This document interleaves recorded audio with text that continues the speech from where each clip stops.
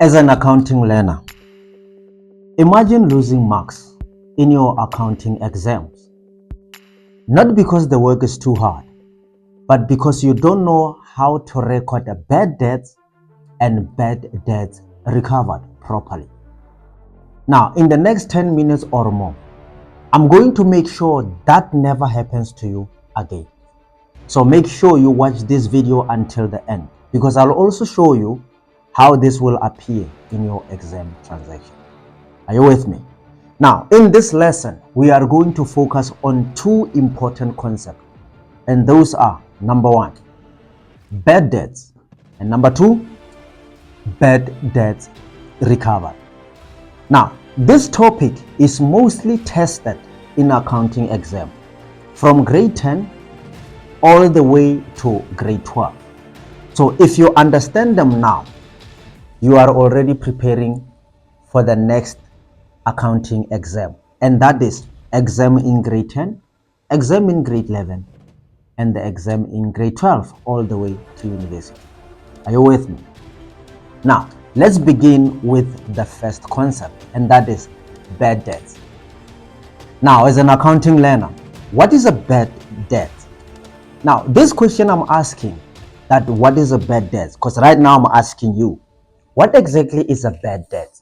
So it reminds me of my former grade 11 accounting learners that I was tutoring. So it was before I engaged in teaching accounting online. It was a physical. So I asked this question. Those were not the grade 10, they were grade 11. And I said to them, what is a bad debt? And here's the answers I got from them. The other learner said to me, a bad debt, it's a person who owes the business money. Right? Wrong. And the other learner said to me, a bad debt is the debt that's running away. And I'm still trying to figure out exactly what was the learner thinking when they say a bad debt, it's a person who owes the business money, and the other one say it's the debt that's running away. Which all the answers that I got almost caused me stomach cramp, being provided by a grade 11 learner. So right there, I realized that most learners don't understand the terms very well. And that is exactly the reason why I'm going to share with you what a bad debt is. Now, here's what you need to understand. From now on, you need to understand a bad debt is not a person that owes the business money. It's not even the debt that is run away, that is running away. I could imagine a debt running away. It's not that. Now, a bad debt refers to that part or the portion of the debtor's outstanding debt that cannot be collected, right? Now, you need to understand that sometimes debtors do not settle their debts simply because they cannot be traced or because they are insolvent, right?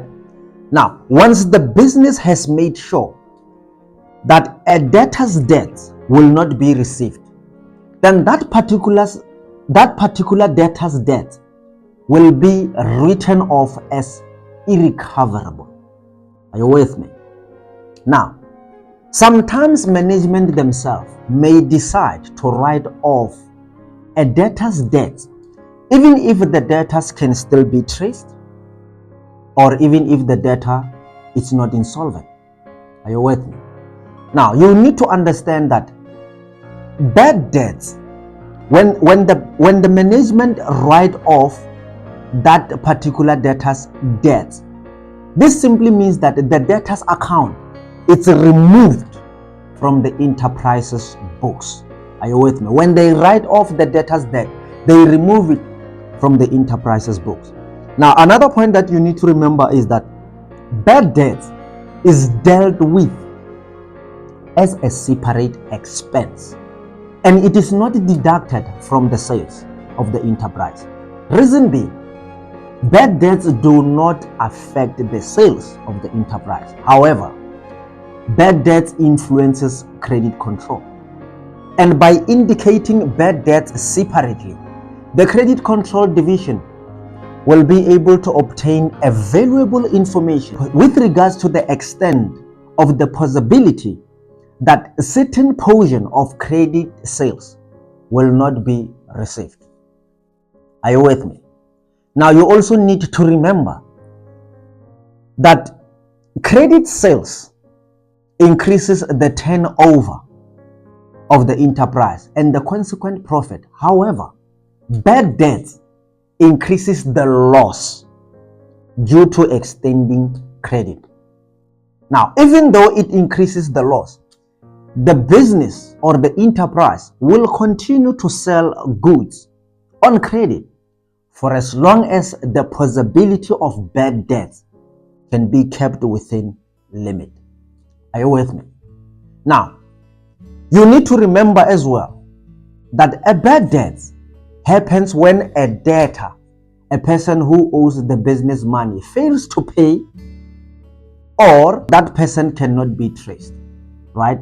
Now, a bad debt, it's an expense. Therefore, it's an owner's equity account. It's an expense and it affects the owner's equity account. Are you with me? Now, let's look into the example and see how you deal with bad debts. And that is, in exam, they will give you a transaction that says, for example, an account of B Butter must be written off as irrecoverable. They give you the debtors control. So under the debtor control account, they are individual debtors, and they say to you, an account of B Butter who owes us 800 Rand must be written off as irrecoverable. Now, this transaction will be recorded by means of journal entries in the general journal. And this is how the transaction will be recorded. The first thing that you need to ask yourself as an accounting learner is that which two accounts are you dealing with? You're going to apply accounting equation first. And the first question you have to ask yourself is that which two accounts are you dealing with? Now, in this case, the two accounts that you're dealing with the bad debts and the debtors control, right? Now, what type of account are these? One, a bad debt is an owner's equity account because a bad debt is an expense. Are you with me? Now, a debtors control is an asset, right? Because an account can either be assets, owner's equity, or liability. So debtors control is an asset. Now, the third question is that how does this transaction of a debtor not paying his debt affect one or more of the element of accounting equation? Now, the element of accounting equation, we're talking about assets, owner's equity, or liability. We want to know, how does this transaction affect the element? So now, with regards to the bad debt is an owner's equity account. Now, it's an expense. Now, the owner's equity will decrease because of the loss and expense. And a debtor's control is an asset. An asset will decrease as well. Now, if a bad debt is an expense, are we going to debit or credit the account? Now, in this case, you are going to debit bad debts written off. Reason being, a bad debt is an expense and expenses increases on the debit side. You're going to debit a bad debt written off with an amount of 800 that a debtor B Butter owes us. And then you're also going to credit debtors control. Remember, a debtors control is an asset. So assets increases on the debit side, but they decrease on the credit side. So this time, because we are writing off the debtors account, the debtors control will be credited. Therefore, the asset decreases. Are you with me? So this is how you're going to record the transaction. You debit bad debt and you credit the debtors control.